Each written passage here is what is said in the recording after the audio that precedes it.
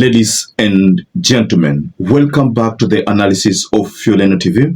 I hope you're well from wherever you're watching this channel.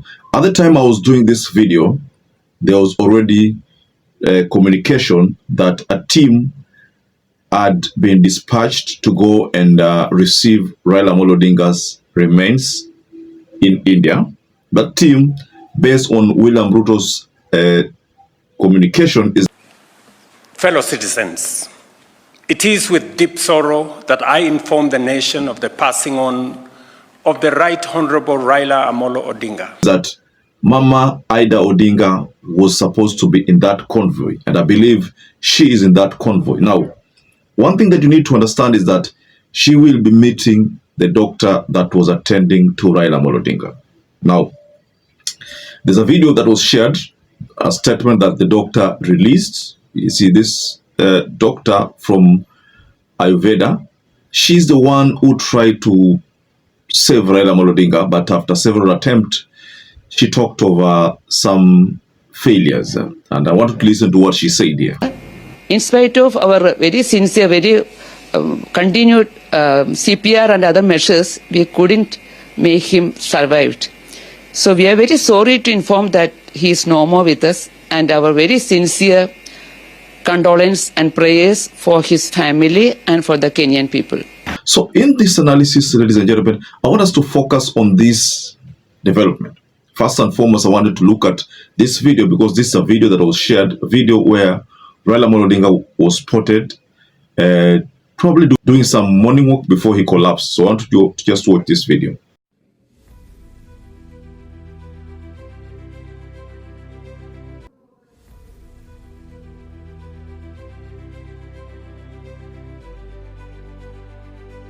Now, we are told that that was the last walk that RAILA Amolo Odinga took. Then later on, he collapsed.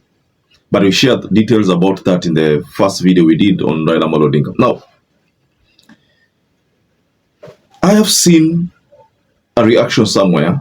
Someone was talking about Dr. Gikonyo, you know, that there was no need for RAILA Amolo Odinga to go to India for a treatment that could have been offered here.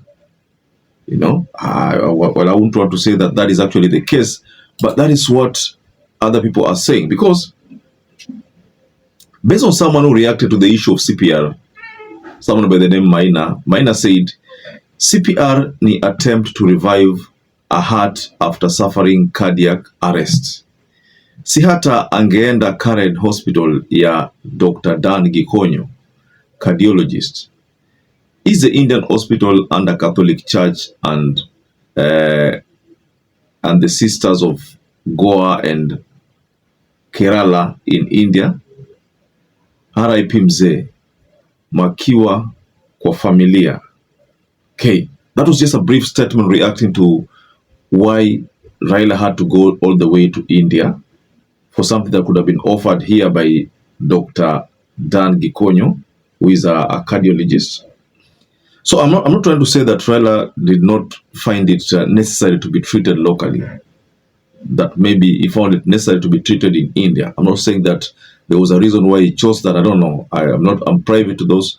I'm not private to such information. But what is happening here is that there is going to be a meeting between Ida and the doctor, because of course Ida must get details about RAILA's condition. Someone was trying to argue with me somewhere on my way home and asked me, how comes Ida was not with RAILA Amolo Odinga in India? She's the spouse, and she knows that RAILA's condition was not good, despite the fact that he kept on assuring us that all was well. So that was something someone wanted me to offer my reaction. But if I look at this issue from a different perspective, allow me to defend Ida Odinga.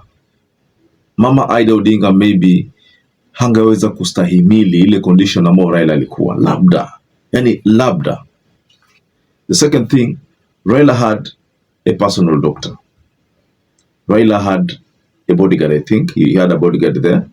So RAILA had all the necessary people around him to look at his affairs. So Mama Ida Odinga could have also gone there, lakini I think she chose to stay in Kenya.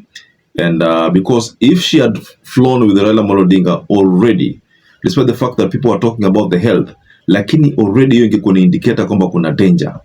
But you see the fact that she was locally here, she was in Kenya, but Raila was abroad. It was very easy to create a story that maybe Raila Amolo Odinga was resting.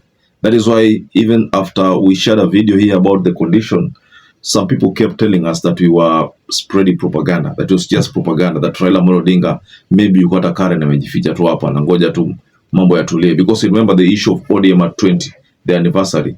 So maybe watakuwa nasema labda amejiweka tu chini, ameachia Young Turks wafanye campaign, alafu atajitokeza baadaye. You see, so people thought that what we were sharing about the health was pure propaganda, but it's okay because the country was confused. Nobody had a clear information about what was happening. Because from the family, we were being assured that everything is well. But when you go and do some research somewhere, we are told that something is not right. But today, or rather some couple of days ago, Oburu surfaced and or issued a statement to confirm that Raila's condition was not good, but he was but matibabu alikuwa anampeleka vizuri sasa. So that was a confirmation that kumbe watu walikuwa wanasema ukweli. Now what happened today is another confirmation that kumbe situation was worse. I think the most important thing was that probably maybe the family of Raila did not want to create any anxiety, because you know Raila Amolo Odinga ni mtu ambaye anafuatiliwa na watu wengi. Sasa hiyo ameaga. You've seen what is happening. You've seen on the television, mainstream media, what is happening. You've seen what is happening in Nyanza, Nairobi. There are places where people could not work. I understand even in Kericho, there was some chaos in Kericho. You see, the issue is Raila Amolo Odinga's death. So, what I'm trying to say in very many words is that Ida is going to meet the doctor who was attending to Raila Amolo Odinga. That is Dr. Rajinda Prashad. He's the one Ida Odinga is going to. That is the doctor that Ida Odinga is going to meet. Probably there's going to be, I don't know that there's going to be some postmortem. Is there a necessary need for postmortem? I don't know. Maybe they might want to do some postmortem, but I don't think that's going to happen. I don't think it's going to happen. But they have a right to request for a postmortem to know exactly what happened.